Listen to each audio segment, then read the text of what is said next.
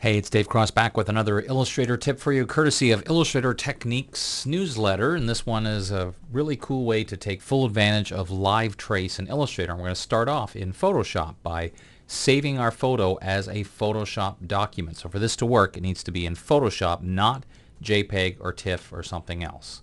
So I just wanted to show you that is what it looks like. And now over here in Illustrator, I've already done it, so I'll just show you what I did. I went to the File command and choose Place, and I placed in that Illustrator file. And it's very important that right here where it says link, that link is checked because we want to create a live two-way link between this Illustrator document and the Photoshop document.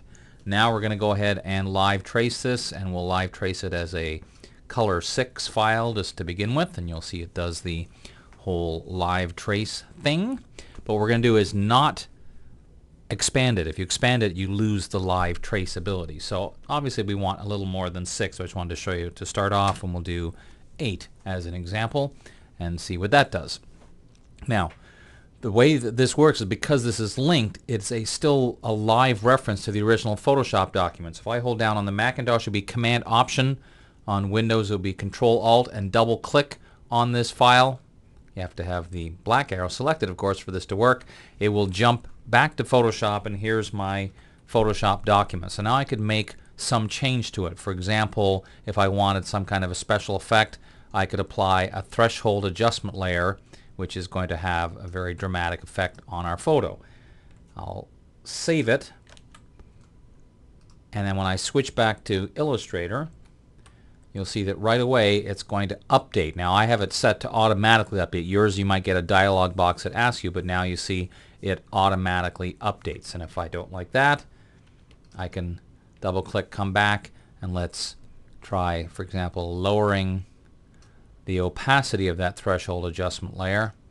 Let's go to the background layer, duplicate that, do something like shall we do like a surface blur, for example, to make it a lot softer.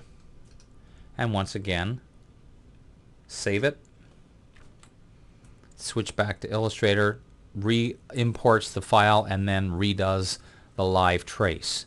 So as you can imagine, you can get some pretty interesting things happening. And eventually, once you're finished, and you would do this at the end, in fact, you know what I would probably do? I'd probably do this.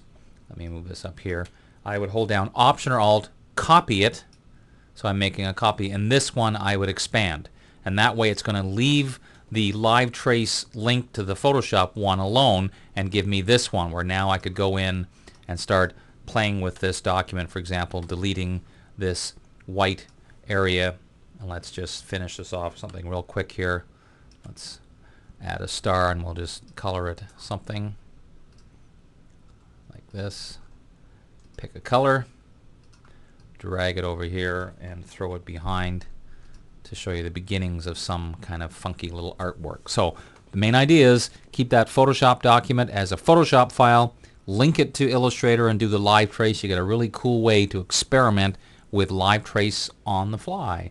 Make sure you check out illustratortechniques.com to see more about our magazine and tutorials.